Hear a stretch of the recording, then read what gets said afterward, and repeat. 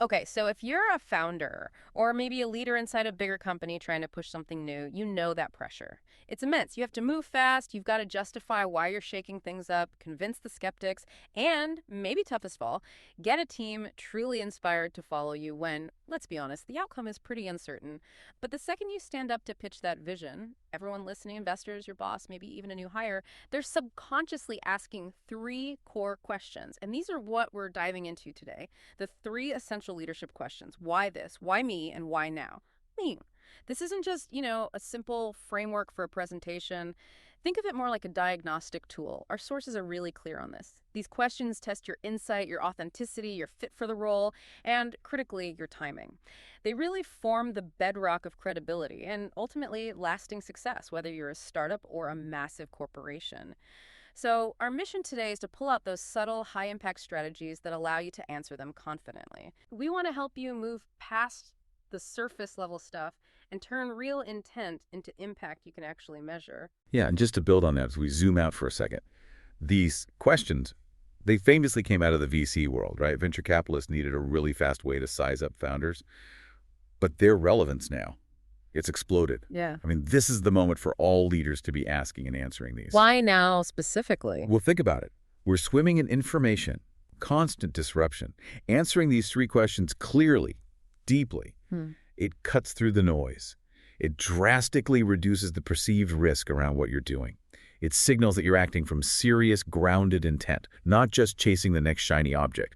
It tells people you've done the hard thinking, the homework, and maybe even more, that you've done the soul work behind it. Okay, let's decode them then. What do they actually reveal? Because it seems easy to just treat them like, boxes to tick off. That's the danger, exactly.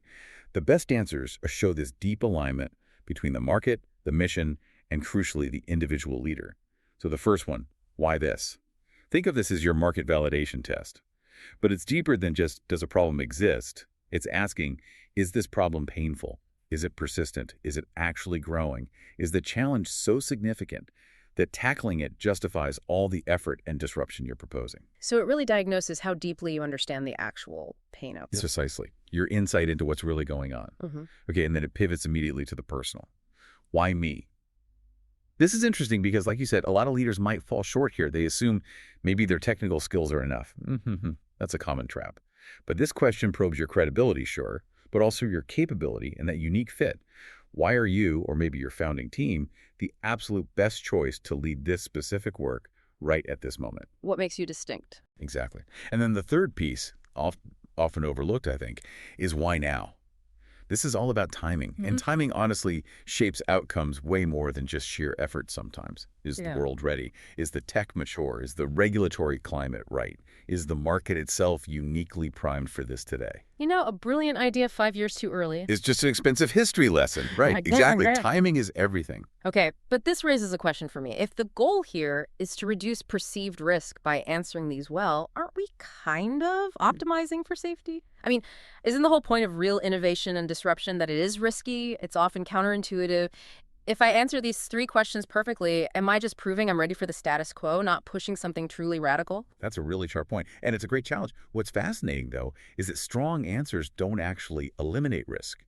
They reframe it. They shift the risk profile away from, say, this founder seems clueless, which is obviously bad risk, towards something like, okay, this market is tough, but this leader really understands the moving parts and has a unique angle to navigate it. Yeah. That's a calculated risk. Okay, so it's not about removing risk, but about clarifying it. Precisely. Vague answers just signal chaos, maybe wishful thinking. Strong answers signal leadership conviction, but one that's grounded in a realistic understanding of the landscape. Ultimately, these questions force you, as a leader, to prove you get the market and that you have a defined personal mission driving you. That personal mission connection feels really key, which kind of leads us to the big mystery, right? Why do some leaders get the green light, get the funding, get the buy-in, while most, frankly, don't? Our sources really point to this idea that the difference isn't always just intelligence or, having the most resources. It often comes down to the depth of their conviction. And that conviction seems totally tied up with their worldview. Absolutely. We've seen sort of three crucial traits that people who succeed tend to share. First, like you said, their conviction isn't just hype. It's anchored in real experience or some unique, maybe even proprietary insight. They saw something others missed because of where they were sitting. Second, they're really good at articulating a compelling worldview that frames the whole problem. This isn't just strategy talk. It's like the philosophical why. Yeah. Why this matters fundamentally, how the world is changing in a way that makes their solution almost inevitable. So provides the context. Exactly. And third, and this is often the core that keeps them going, there's a personal, almost visceral connection to the mission. That deep connection fuels resilience when things inevitably get tough, when setbacks happen. If it's just about the money, you're likely to fold when the market tanks or things get hard. But if it's a personal imperative. You keep pushing. Yeah. You find a way. Okay, so let's flip that. What about the ones who fall short? The sources mention common pitfalls, like offering really generic answers that sound like they read them in a report but aren't connected to any real understanding, like the classic, oh, it's a billion-dollar market, without ever having actually felt the customer's pain point themselves. Yes, exactly that. Detached answers. And often, crucially, their whole approach lacks, well, self-examination. They tend to avoid looking squarely at their own past failures or their blind spots. There's a lack of humility, maybe? The kind of humility that lets an initial idea evolve and get stronger based on feedback and reality. Their foundation's often just optimism, not grounded experience. Right, built on hope rather than hard-won insight. Which brings us right back to the leader's worldview. It's so critical. That worldview acts as their unique filter for everything. How they see opportunity, how they assess risk, what gives them purpose. Think about it this way. The leaders who endure, the founders who build something lasting, they generally act from intent, not impulse. Okay, intent versus impulse. Can you maybe give us a practical example of that difference? Especially tying it back to this idea of worldview, which can feel a bit abstract sometimes, like business jargon. Sure.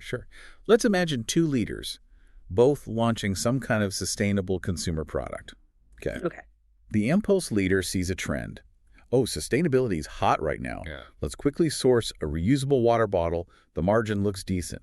Their worldview is probably quite narrow. They're basically just reacting to market noise. Right, chasing the trend. Exactly. So the moment a cheaper competitor pops up or some regulatory headache appears, what happens? They likely collapse under the pressure because their why was just opportunistic. There was no deep root. Now contrast that with the intent leader. They act from a much more defined worldview. Maybe, for instance, they grew up somewhere dealing with serious water scarcity. Or perhaps they spent years working in logistics, seeing firsthand the staggering amount of waste in supply chains. So their why this comes from lived experience? Precisely. Their product isn't just a reaction to a trend. It's the logical outcome of a deeply held belief they have, maybe, that global consumption patterns have to change, fundamentally. And because of that deep conviction rooted in their worldview, they can articulate why this matters so compellingly. They attract a team, investors, partners who believe not just in the product, but in the purpose and in the person leading it. And they can weather the storms better. They endure setbacks because external challenges often just reinforce their internal conviction. It proves their point, in a way. So, yeah, a narrow, unexamined worldview often leads to failure. A deep, considered, evolving worldview is what creates truly investable impact. That distinction, intent versus impulse, grounded in worldview, that feels like a really powerful insight for anyone listening.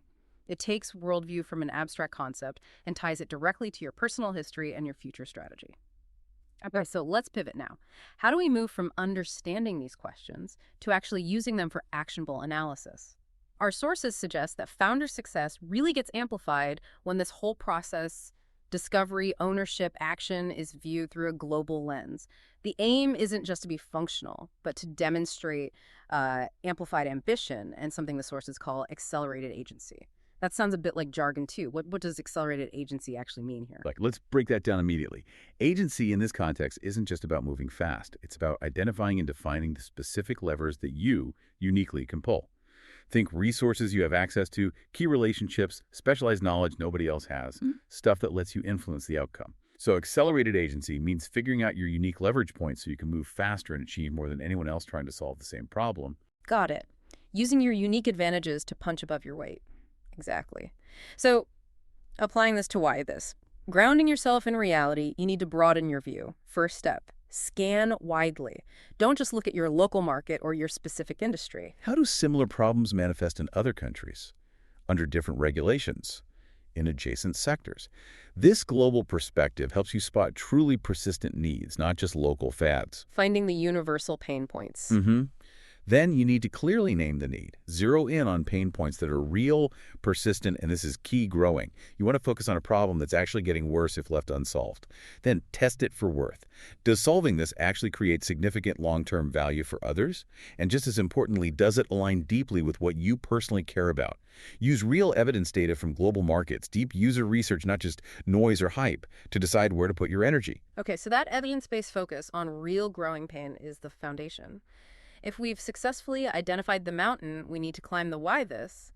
How do we then prove we're the right climber? Not just, a tourist with good intentions. How do we build that powerful why me answer? Right. So this part is all about alignment. Does this global level problem truly match your unique purpose and capabilities? So first step here is auditing your assets.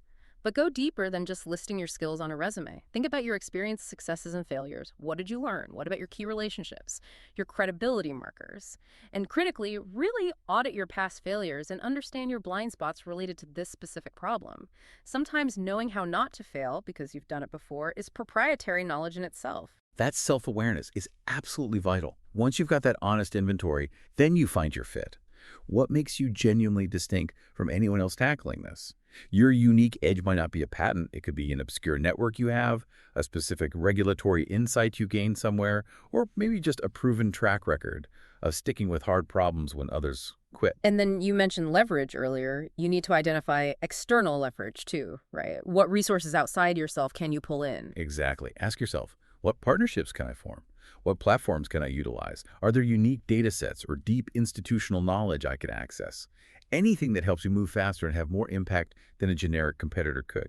So you demonstrate conviction by showing how your unique blend of internal assets and external leverage makes you the absolute right person to lead this effort right now.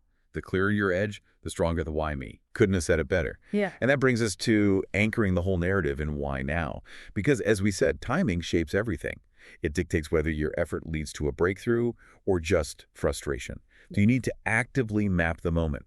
Track the shifts, technological, social, political, market shifts that are creating a specific opening for your idea today. Not yesterday, not tomorrow. What's making it possible now? Precisely. And then spot the uplift. Look for those powerful, almost unforced currents that are creating momentum for you. Are there new funding trends favoring this space?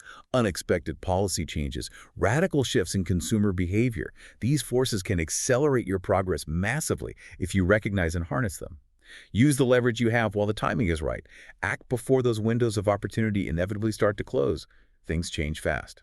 And the global lens we talked about fits here too, doesn't it? Like if you see a similar idea suddenly taking off in, say, Southeast Asia or maybe Northern Europe, that's a strong signal. Absolutely. That's powerful data. Examine signals from other regions where similar concepts are gaining traction. Global patterns often illuminate local opportunities and help confirm your timing is right. The sharper your understanding of the why now, that specific convergence of factors making your idea viable today, the more compelling your case becomes for immediate, decisive action. Okay, so wrapping this all together, what does this mean for you, the listener? This whole framework, why this, why me, why now, it's not just for Silicon Valley startups pitching VCs. It's incredibly powerful for established leaders trying to drive change inside big organizations too. It's really a mechanism that forces rigor, forces clarity. It helps you anchor your plans in authentic ambition, not just imitation. It helps you make sense of global trends that create opportunities. It forces you to define that clear personal edge that makes your action credible. And it builds the case for the urgency needed to actually break through inertia. Yeah, ultimately, when your vision is informed by that grounded worldview we talked about, and your ambition is realistically paired with that accelerated agency, your unique ability to make things happen, that's when intent truly transforms into investable, impactful results. These aren't just superficial strategy questions. They are fundamental leadership questions. They really test whether what you see as the opportunity, who you are as a leader, and how you plan to act are all perfectly aligned with this specific moment the world is in. It shows you understand the whole chess game, not just the individual pieces. So maybe the final thought to leave you with, something to consider about your own work right now. What is one growing persistent pain point out there, the why this, that only your unique combination of lived experience, your network, maybe even your audited failures, your why you, is perfectly timed to solve right this moment. Because of some clear societal or technological shift, the why now, finding that precise alignment, that's very likely where your next big breakthrough is waiting.